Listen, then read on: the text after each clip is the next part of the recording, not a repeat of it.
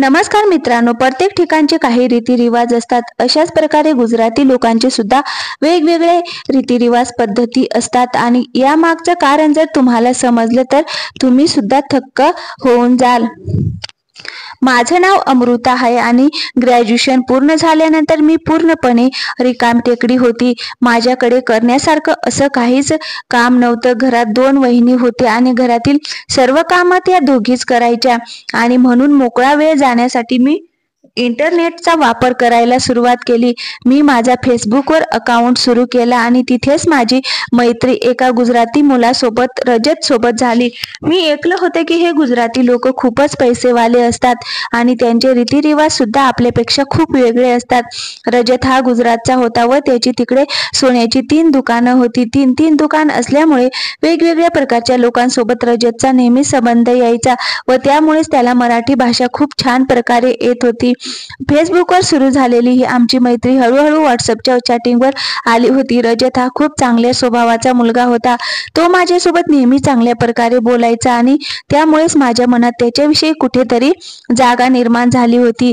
कधी कधी तो मला खूप असे विचित्र प्रश्न विचारायचा जे ऐकून मी हैराण होऊन जायचे. एके दिवशी बोलत असताना रजतने मला विचारले, अमृता, तुला जर राग येणार नसेल तर तुला एक गोष्ट विचारू का? मी सुद्धा त्याला म्हणाले, असं काय विचारणार आहेस की ज्यामुळे मला राग येऊ शकतो? रजतने मला अशी गोष्ट विचारली जी माझ्यासाठी खूपच विचित्र होती. रजत मला विचारू लागला, अमृता, तू कधी तुझ्या नाभीला तेल लावलं आहेस का? त्याचा हा प्रश्न ऐकून मला तर मोठा धक्काच बसला. मी त्याला म्हणाले, हा कोणत्या प्रकारचा प्रश्न आहे? मी माझ्या नाभीला तेल का लावू? माझ्या बोलण्यावर त्याने मला पुन्हा प्रश्न विचारला, तुझ्या 2 वहिनींनी कधी त्यांच्या नाभीला तेल लावलं आहे का? त्या तर विवाहित आहेत. त्यांचं असं बोलणं ऐकून मला तर माझं हसूच आवरणं कठीण झालं. मी त्याला म्हणू लागले, आज तुला काय झालं आहे? असं का बोलू लागला आहेस? मी किंवा माझ्या दोन्ही वहिनी नाभीला तेल का लावू? रजत मला म्हणाला, तू जेव्हा माझ्याजवळ येशील तेव्हा मी तुला नक्कीच सांगेन. त्याच्या त्या बोलण्यावर मी त्याला काहीच बोलले नाही, कारण ते शक्यच नव्हतं. मी रायगड जिल्ह्यातील एका खेड्यामध्ये राहणारी मुलगी आणि रजत हा गुजरातमध्ये राहणारा एक प्रतिष्ठित माणूस, त्यामुळे आमची भेट होणं हे शक्यच नव्हतं. परंतु रजत माझ्याशी जेव्हा पण बोलायचा तेव्हा तो असंच काहीतरी विचित्र बोलायचा, ज्या गोष्टी मला अजिबात समजत नसत. बोलता बोलता असेच काहीतरी विचित्र प्रश्न विचारून जायचा, परंतु तरी सुद्धा मला त्याच्याशी बोलायला खूप जास्त आवडायचं. आमच्या मैत्रीला 4 महिने झाले होते आणि रजतने मला लग्नासाठी विचारलं आणि दुसरीकडेच माझ्या वहिनीला हे समजलं की मी रात्रभर कोणाशी तरी लपून फोनवर बोलत असते. मी स्वप्नातही विचार केला नव्हता की रजत मला लग्नासाठी विचारेल, कारण आम्ही अजून एकमेकांना पाहिलं सुद्धा नव्हतं. फक्त फोनवर चॅटिंग आणि बोलायचो. एकमेकांचे फोटो आम्ही एकमेकांसोबत शेअर केले होते, परंतु अचानक मला न भेटता त्याने मला लग्नासाठी विचारल्यावर मला आश्चर्याचा मोठा धक्का बसला. तो गुजरातमध्ये राहणारा एक श्रीमंत बिझनेसमॅन आणि मी रायगडच्या खेड्यामध्ये राहणारी एक साधी मुलगी होते. रजत दिसायला खूप सुंदर होता, तर त्याच्यासमोर मी काहीच नव्हते. रजतच्या प्रपोजचा आनंद मी पूर्णपणे साजराही करू शकले नाही की इतक्यातच वहिनीने माझी ही गोष्ट दादाला जाऊन सांगितले आणि लगेचच माझ्या दादाने माझ्याकडून मोबाईल हिसकावून घेतला. मी रजतच्या प्रपोजचा उत्तर सुद्धा देऊ शकले नाही. मी जणू पाण्याविना माशासारखीच तडपत होते. मला रजतच्या प्रपोजला उत्तर द्यायचं होतं, परंतु दादाने फोन घेतल्यामुळे ते शक्य होत नव्हतं. 2 दिवसानंतर मी दादाचे पाय धरले आणि त्याला रजत बद्दल सर्व सांगितलं आणि हे सुद्धा सांगितलं की त्याला माझ्याशी लग्न करायचं आहे. माझं बोलणं ऐकून दादा म्हणू लागला, मला वाटतं अमृता, तुझं डोकं फिरलं आहे. हे श्रीमंत लोक असेच साध्या मुलींना फसवतात, त्यांचा वापर करतात आणि मग सोडून देतात. तू अशा लोकांच्या मागे लागू नकोस. मी दादाला समजावण्याचा लाख प्रयत्न केला की रजत हा दुसऱ्या मुलांसारखा मुलगा नाही, तो खूप चांगला आहे, कारण मी त्यांच्याशी बोलले आहे. परंतु दादा माझा काहीच ऐकायला तयार नव्हता. मी खूप रडल्यानंतर दादाने माझा फोन तर परत केला, परंतु त्याने मला सक्त ताकीद दिली की मी आतापासून पुढे रजत सोबत काही संबंध ठेवायचे नाहीत. परंतु हे कसे शक्य असेल? दोन प्रेम करणारे एकमेकांपासून दूर राहू शकतील? लगेचच मी रजतला फोन केला आणि दादाने जी काही मला ताकीद दिली होती ते सर्व सांगितलं. रजत मला म्हणाला, तू तुझ्या दादासोबत माझं बोलणं करून दे. मी स्वतः आपल्या लग्नाबद्दल तुझ्या दादासोबत बोलेल. त्यांचं हे बोलणं ऐकून मला तर मोठा धक्काच बसला. रजत नेमकं दादासोबत काय बोलणार होता आणि रजत सोबत बोलून दादाची रिॲक्शन काय असेल मला काहीच कळत नव्हतं.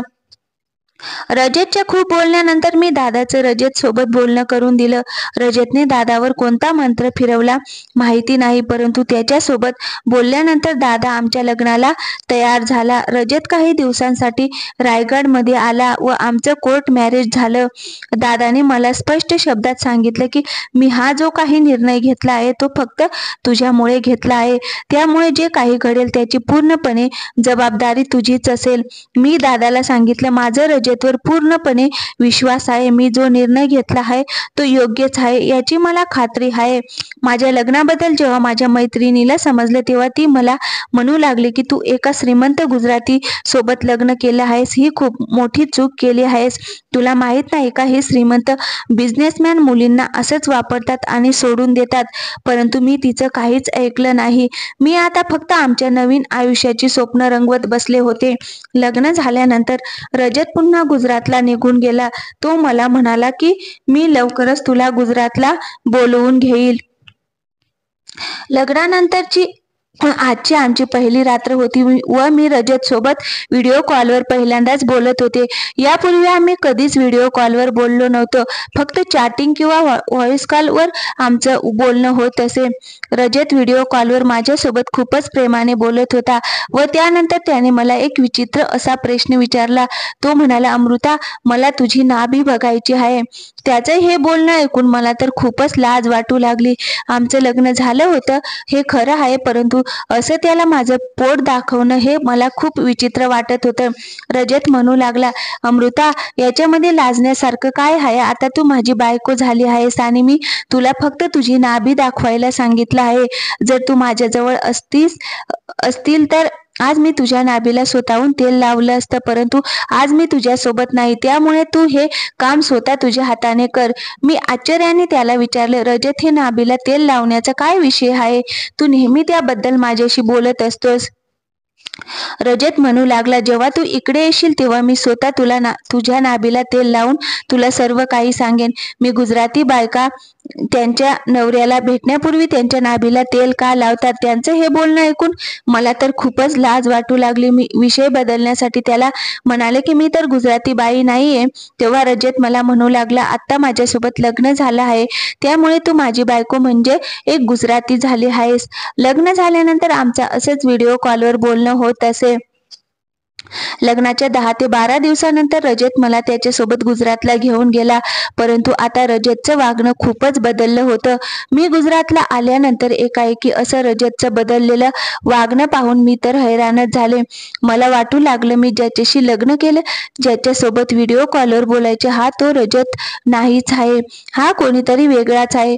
गुजरातमध्ये रजतने मला एका हॉटेलमध्ये नेलं आणि मला म्हणू लागला की तुला काही दिवस इथेच राहावे लागेल आणि तो मला तिथे एकटीला सोडून जाऊ लागला.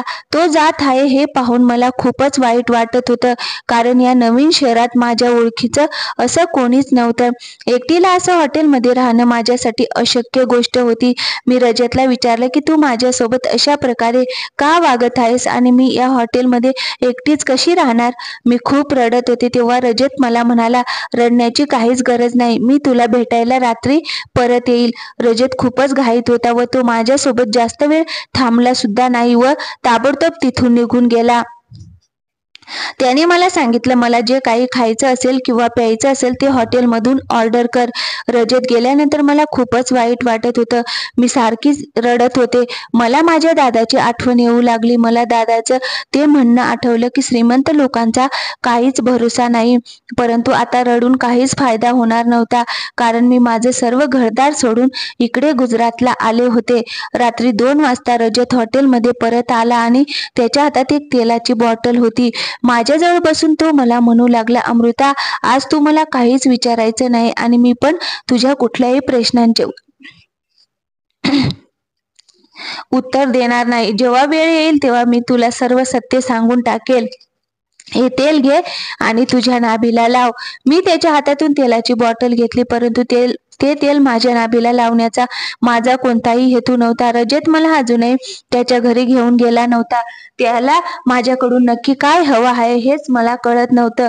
सध्या मी एका अनोळखी शहरात त्याच्या उपकारावर जगत होते, त्यामुळे मी सुद्धा त्याला जास्त काही प्रश्न विचारले नाही. मी हातात तेलाची बॉटल घेऊन तशीच बसले. ते पाहून रजत माझ्यावर खूपच चिडू लागला. तो म्हणू लागला, मी इथे जास्त वेळ आलेलो नाहीये, तू पटापट हे तेल तुझ्या नाभीला लावून घे. परंतु रजतने तर मला सांगितलं होतं की तो हे तेल नाभीला लावण्यामागचं सिक्रेट इकडे आल्यानंतर मला सांगणार होता, परंतु त्याने असं काहीच मला सांगितलं नव्हतं. मी तेल लावल्यानंतर रजतचं वागणं एकाएकी बदललं. तो माझ्यासोबत खूपच प्रेमाने वागू लागला. एकाएकी रजतचं बदललं हे वागणं पाहून मी सुद्धा खूपच हैराण झाले होते. थोड्याच वेळात आमच्यामधील सर्व अंतर दूर झाले. रजतने माझ्यावर प्रेमाचा भरभरून वर्षाव केला.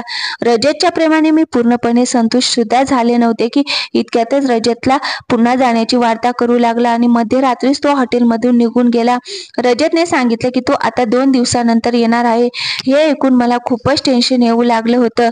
मी दादाला फोन केला, परंतु त्याने माझ्या तब्येतीबद्दल विचारलं आणि ताबडतोब फोन कट करून टाकला. मला काय बोलायचं आहे हे सुद्धा त्यांनी विचारलं नाही. दादाच्या ह्या बोलण्यावरून मला आता समजलं होतं की दादाला माझ्यासोबत कोणतंही नातं ठेवायचं नाही. रजत जाऊन आता एक दिवसही झाला नव्हता की माझी अचानक तब्येत बिघडू लागली होती. मला खूप जास्त प्रमाणात ताप येऊ लागला होता. खूप सारं टेन्शन आणि हॉटेलमध्ये एकटी राहून मला खूपच वेगळं वाटत होतं आणि कदाचित त्यामुळेच मी आजारी पडले होते. मी रजतला फोन केला आणि सांगितले की माझी तब्येत ठीक नाही आहे. थोड्या वेळाने रजत हॉटेलवर काही औषधं घेऊन आला व माझ्यासाठी एक ड्रेस सुद्धा घेऊन आला. त्याने सांगितले की रात्रीपर्यंत हे औषधं खाऊन तू ठीक हो आणि त्यानंतर हे ड्रेस घालून तयार राहा. रात्री आपल्याला एका पार्टीला जायचं आहे आणि तिथे आपल्याला काही लोकांना सुद्धा भेटायचं आहे. मला रजतचं हे वागणं अजिबात समजत नव्हतं. तो खूपच विचित्रपणे वागत होता.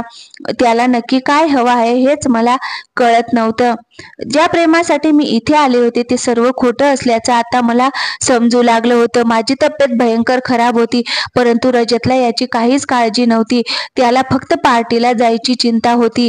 मी त्याला विचारलं, कोणाची पार्टी आहे? त्याने सांगितलं की त्याच्या एका मित्राची पार्टी आहे आणि आपल्याला तिकडे जायचं आहे आणि तो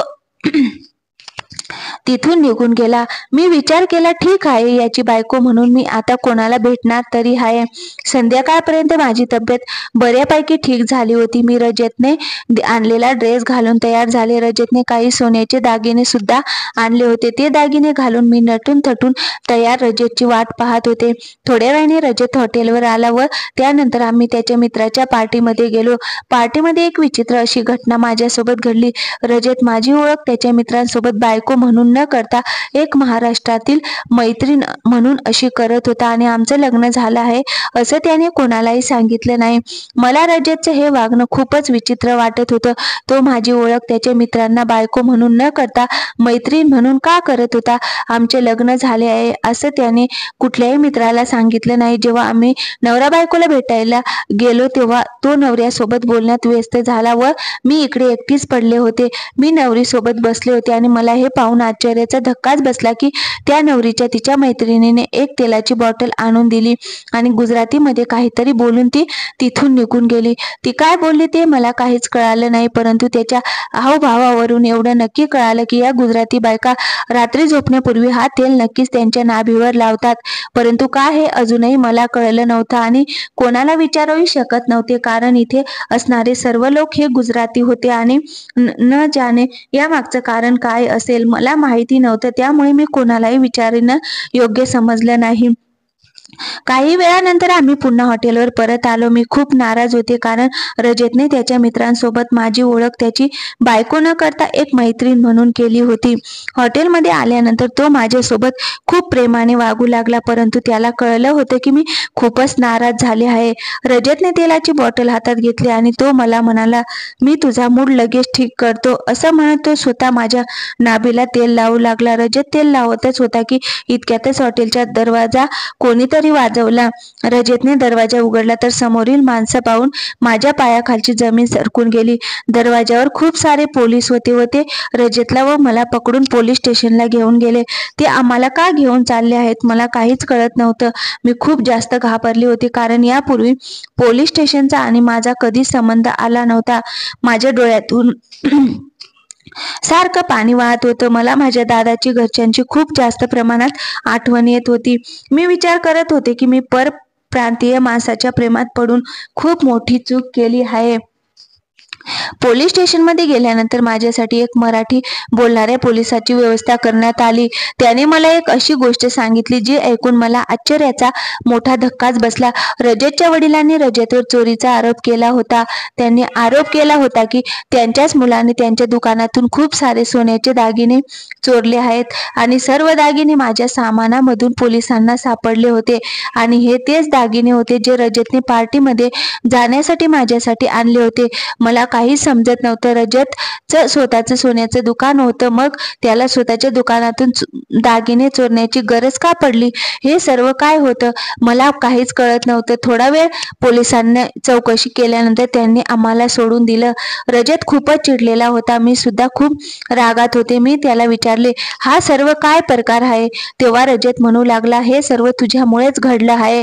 रजतचं बोलणं ऐकून मला तर मोठा धक्काच बसला. चोरी त्याने केली आणि आरोप माझ्यावर का लावत आहे? रजतने मला सांगितलं की त्याचे आई बाबा आपल्या लग्नाला राजी नव्हते आणि त्याचे लग्न त्यांच्याच ओळखीच्या कुठल्या तरी गुजराती श्रीमंत मुलीसोबत करायचं होतं. परंतु रजतने लपून छपून माझ्यासोबत लग्न केलं होतं. परंतु काही दिवसानंतर रजतच्या आई वडिलांना त्याच्या लग्नाची ही गोष्ट समजली. आई वडिलांनी रजतला सक्त ताकीद दिली की जर त्याने मला त्यांच्या घरी आणलं तर ते रजतला त्यांच्या इस्टेटमधून पूर्णपणे बेदखल करून टाकतील. याच मजबुरीने रजतने मला एका हॉटेलमध्ये ठेवलं. परंतु मी एकटीच एका हॉटेलमध्ये असल्यामुळे त्याला माझी सतत काळजी असायची व त्यामुळेच तो मला भेटण्यासाठी हॉटेलमध्ये येत असे. त्याने मला हे सर्व यासाठी सांगितले नाही, कारण जर ही गोष्ट मला समजली असती तर मी खूपच टेन्शन घेतलं असतं.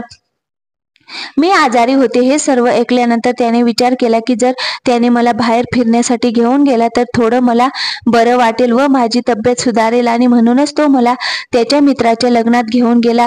लग्नात जाण्यासाठी दागिन्यांची गरज होती, परंतु तो त्यांच्या दुकानातूनच दागिने घेऊ शकत नव्हता, कारण त्याच्या वडिलांची त्याच्यावर नजर होती आणि म्हणूनच त्यांनी स्वतःच्या दुकानात चोरी करून माझ्यासाठी दागिने आणले होते. आणि जेव्हा ही गोष्ट रजतच्या वडिलांना कळाली तेव्हा त्यांनी स्वतःच्याच मुलाच्या विरोधात पोलिसात तक्रार दाखल केली. रजत बोलत होता की तो हळूहळू त्याच्या आईवडिलांना समजावेल, परंतु तेव्हापर्यंत मला त्याची साथ द्यायची होती आणि असेच काही दिवस हॉटेलमध्ये घालवायचे होते. रजतचं म्हणणं ऐकून मला स्वतःचीच लाज वाटू लागली. मी त्याच्याबद्दल न जाणे काय काय विचार करत होते, परंतु सत्यस्थिती तर ही होती की माझ्यामुळेच तो खूप जास्त टेन्शनमध्ये होता. आई वडिलांच्या इच्छेविरुद्ध त्यांनी माझ्यासोबत माझ्या प्रेमाखातर लग्न केलं. मी रजतला सांगितलं की तुला टेन्शन घेण्याची काहीच गरज नाही, मी नेहमीच तुझ्या सोबत आहे. माझं बोलणं ऐकून रजत खुश झाला व तो मला म्हणाला, तेलाची बॉटल घेऊन ये, मी स्वतः तुझ्या नाभीला तेल लावणार आहे. मी तेलाची बॉटल घेऊन आले आणि मी त्याला विचारलं की गुजराती बायका हा तेल त्याच्या नाभीला का लावतात? रजत माझ्या नाभीला तेल लावू लागला आणि मला सांगू लागला की हे तेल आपल्या नाभीला लावल्यामुळे आपल्याला खूप फायदा होतो. आपल्या शरीराचे सर्व अवयव हे नाभीसोबत जोडलेले असतात आणि आपण त्या ठिकाणी तेल लावल्यामुळे याचा फायदा आपल्याला पूर्ण शरीराला होतो. महिलांनी जर झोपण्यापूर्वी हे तेल लावलं तर त्यांना प्रेग्नेंट होण्यासाठी सुद्धा याचा खूप जास्त प्रमाणात फायदा होतो. या तेलामध्ये एक वेगळ्या प्रकारची औषधी वनस्पती टाकलेली असते आणि यामुळे महिलांच्या पोटी जे मूलबाळ जन्माला येते ते खूपच जास्त सुंदर जन्माला येतं. मला फक्त हेच वाटत आहे की आपण लवकरात लवकर एक सुंदर बाळाला जन्म द्यावा, जेणेकरून माझे आई बाबा आजी आजोबा झाले आहेत या खुशीने आपल्या दोघांनाही स्वीकारतील. मित्रांनो, तुम्हाला ही कथा आवडली असेल तर व्हिडिओला लाईक करा आणि अशा छान छान कथा पाहण्यासाठी आमच्या चॅनलला सबस्क्राईब करायला विसरू नका. थँक्यू. धन्यवाद मित्रांनो.